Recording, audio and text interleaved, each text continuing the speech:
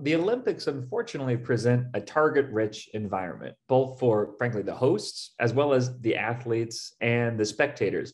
This Olympics in particular are pretty unique. Thousands of athletes from around the world, thousands of journalists from around the world heading to Beijing, for the games in a very tightly controlled environment. But it's still one that's vulnerable, as is any system that relies on software. There can be vulnerabilities that can be exploited. Well, there's a particular concern in this case because the Chinese authorities have required all athletes, attendees, media, members of the media to download a common app. The security of analysts have disclosed a variety of vulnerabilities that could be used in that app and could lead to data breaches. Basically, these folks' personally identifiable information being leaked and being made available to the Chinese authorities in this case.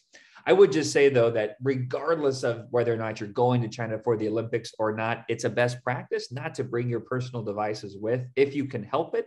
That opens the door to a variety of ways that your devices can be snooped, that they can be exploited without your knowledge, without your consent. For athletes and other spectators and media attendees who don't, bring burner phones, the issue is you're never really certain about what vulnerabilities could be lurking in the background, both, with this app, which is easy enough to delete after the games are over, but also can be embedded in the phone's software after that.